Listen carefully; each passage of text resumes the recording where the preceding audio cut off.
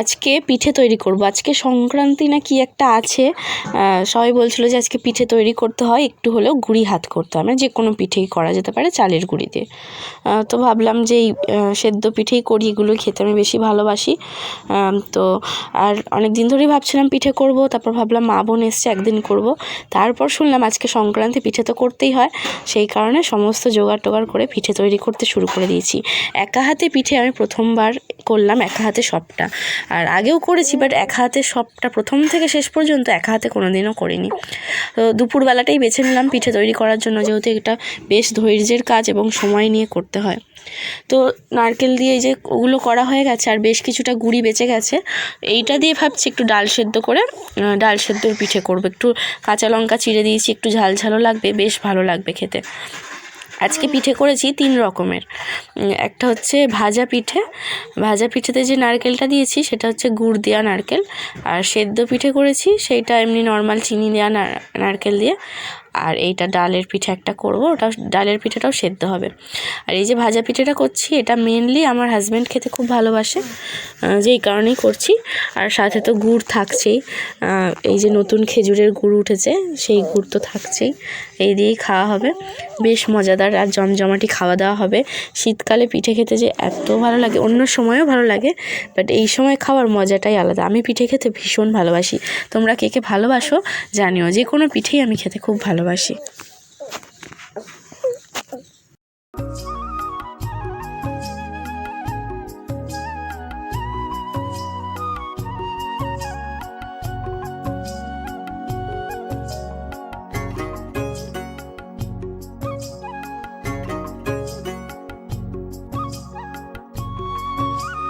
আজকে ছিল রবিবার, সুপর্ণা এসছে আমাদের বাড়িতে, ও গেছিলো ওর মায়ের বাড়িতে, সেখান থেকে পুঁই মেটলি আর লাউ শাক ওদের মায়ের গাছ আছে আর কি, এনে দিয়েছে আমার জন্য।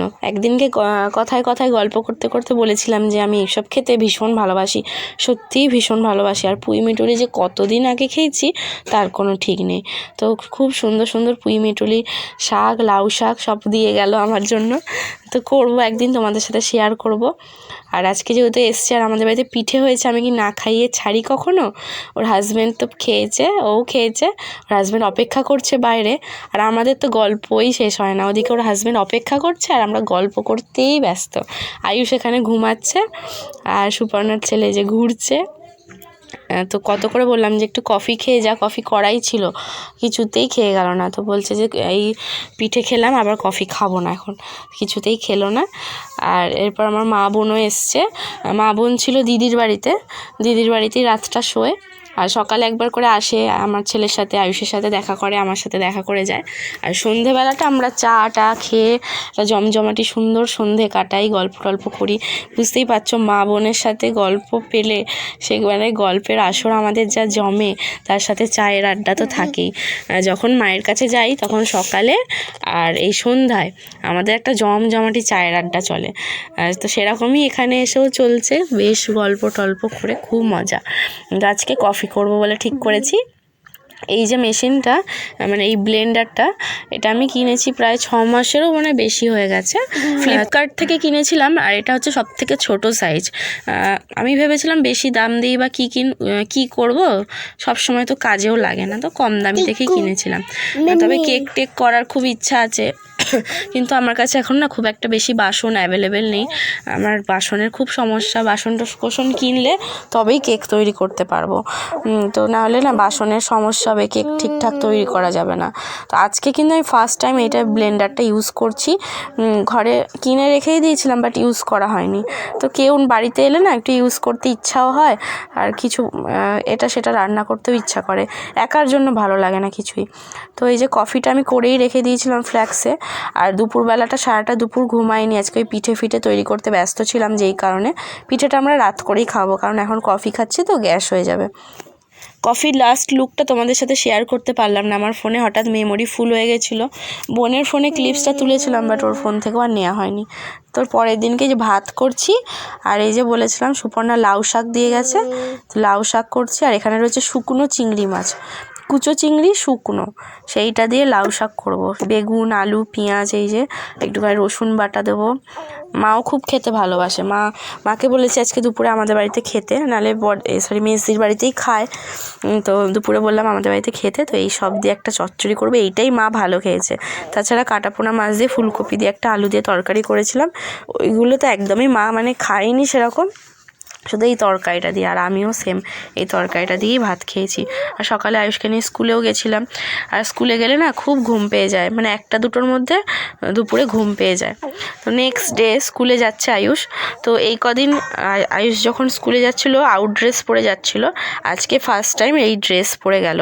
আসলে ওই প্যান্টের সমস্যা হয়েছিল, প্যান্টটা বড় ছিল, প্যান্টটা পাল্টানো হলো, তাছাড়া সোয়েটার টুপিতে নাম লেখা ছিল না, তো ওই নাম টাম লিখলাম, তারপর আজকে এই ফার্স্ট টাইম স্কুল ড্রেসটা পরিয়ে নিয়ে যাচ্ছি। এর আগে যে কদিন গেছে আউট ড্রেস পরে। আসলে কমপ্লিট একটা ঠিকঠাক লুক না হলে আমারও ঠিক ভাল লাগে না, যে না ড্রেস পরাবো একদম সব কিছু ঠিকঠাক থাকবে, পারফেক্ট থাকবে, তবে আমি ড্রেস পরে পাঠাবো।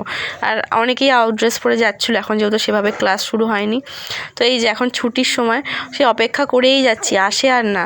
আসলে আয়ুষের ক্লাস হচ্ছে KG 2, ওকে অনেকটা দেরিতে ছাড়ে, আর ওদের 2তলায় বসায়, যেহেতু একটু বড়, প্রথমে নার্সারিদের ছাড়ছে, আমি তো অপেক্ষা করেই যাচ্ছি কখন আসবে, আসে আর না। সত্যি এই সময়টা না খালি ভাবি কখন বেরোবে, কী যে মনের মধ্যে একটা ফিলিংস হয় তোমাদেরকে বলেও বোঝাতে পারবো না।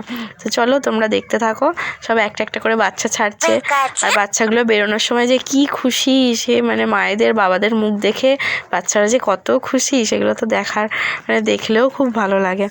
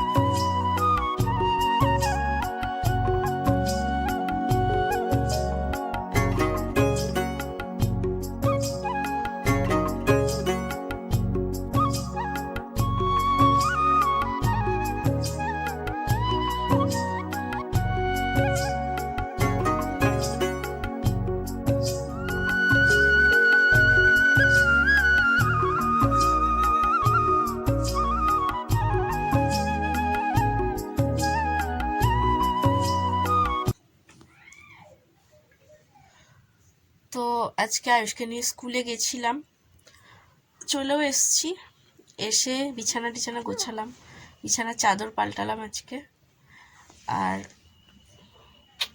সবজি কেটেছি, অল্প একটু রান্না করব। শীতে তো রান্না করতেও ইচ্ছা করছে না, আজকে একটু বেশিই ঠান্ডা লাগছে, সোয়েটারে বোতাম লাগিয়ে দিচ্ছে দেখো।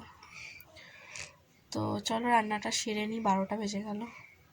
কি ঘুম পাচ্ছে, ভোরবেলা উঠলে না খুবই ঘুম পায়, তো খুব ঘুম পাচ্ছে আমার, তাতে রান্নাটা করে নেবো, অল্প একটু রান্না করব, রাতে একটু স্পেশাল কিছু করার আছে, ইচ্ছা আছে আর কি। চলো এখনকার মতন টাটা, বাই, পরে দেখা হচ্ছে। আয়ুষ টাটা করো, ওদিকে তাকাও, টাটা, হাতটা এমনি করে টাটা করো,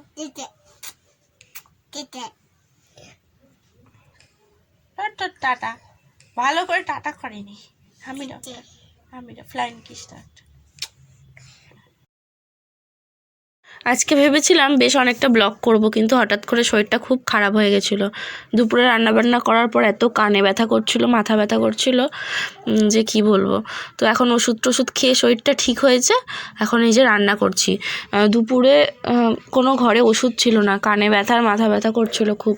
এবার আয়ুষের বাবাও কাজ থেকে এসে খেয়ে দিয়ে শুয়ে পড়েছে, ও ভীষণ টায়ার্ড ছিল, আর ইচ্ছা করেনি যে ওকে পাঠাই দোকানে। তো বিকেলে ঘুম থেকে উঠে আয়ুষের বাবা বেরোনোর সময় বলতে আমাকে ওষুধ এনে দিল, তখন আমি ওষুধ খেতে তবে গিয়ে আমার কান মাথা সমস্ত সেরেছে। ওদিকে আমার বোনেরও কানে যন্ত্রণা, এই শীতে যেমনটা হয় আর কি, বোনও ওষুধ খেলো, আমিও ওষুধ খেলাম, 1 ঘন্টা মতো রেস্ট নিলাম দুজনে, তবে গিয়ে আমাদের কান মাথা সব ঠিকঠাক আছে এখন। আর তোমাদেরকে বলছিলাম আজকে কিছু স্পেশাল করব ভেবেছিলাম, তো সোয়া চিলি করেছি আর করেছি fried rice, veg fried rice. এর মধ্যে ফুলকপি, গাজর, বিনস আর কাজু কিশমিশ দিয়ে করেছি, আর সয়াবিন দিয়ে তো সোয়া চিলি। চিকেন খেয়ে খেয়ে একটা একঘেয়ে লেগে গেছে, আর মা খুব একটা খেতে চায় না, তো সয়াবিন করলে সবাই ভালোই খেয়েছে আর কি। তো এই যে আমি এখন বেড়ে দেবো মা আর বোনকে। তো বোনেরটা বাড়ছিলাম, বলছে আরও কমাও, একটু কমালাম, বলছে আর একটু কমাও, তো এই যে কমিয়ে দিচ্ছি। বোনকে আর মাকে খেতে দেবো, আর আমার ছেলেকেও খাওয়াবো, ছেলের সাথে আমিও একটু খেয়ে নেবো, বাকি আমি পরে খাবো। তো মা আর বোন খেয়ে দিয়ে চলে যাবে মেজদির বাড়িতে, ওখানেই মেজদির বাড়িতেই ঘুমায়। মেজদির একটা ফ্ল্যাট আছে, ওখানে ঘরটা প্রায় ফাঁকাই থাকে, গরমকালে ওরা যায় শুতে, বাট শীতকালটা ফাঁকাই থাকে। তো ওই ফ্ল্যাটের রুমেই আর কি মা বোন শোবে, মেজদির মেয়ে, মা বোন তিনজন মিলে ওখানেই শুতে চলে যায় প্রত্যেক দিন রাতে। তো মেজদির বাড়িতে দুপুরটা খাওয়া দাওয়া করে, আর রাতেও ওখানেই খায় বেশিরভাগ। তো সন্ধেবেলাটা আমরা প্রত্যেক দিনই আমাদের বাড়িতে আসে, মা গল্প টল্প করি। তো আজকে বললাম যে আমাদের বাড়িতেই রাত্রে আমি রান্না করি, তোমরা খাবে। তো মা বোন খেয়ে যাচ্ছে, আর মেজদির জন্য আমি পাঠিয়ে দেবো বলেছি, টিফিন বক্সে করে পাঠিয়ে দেবো। আর মেজদি তো আমার হাতে রান্না খেতে খুব ভালোবাসে, আমিও দিদিদের হাতে রান্না খেতে খুব ভালোবাসি। আসলে আমরা নিজেরা রান্না করি, তো একটু কেউ রান্না করে দিলে দেখবে ওই সেই রান্নাটার একটা আলাদাই মজা আসে, সেটাই খুব ভালো লাগে, এটাই আর কি। চলো আজকের ব্লগটা আমি এতটাই রাখছি।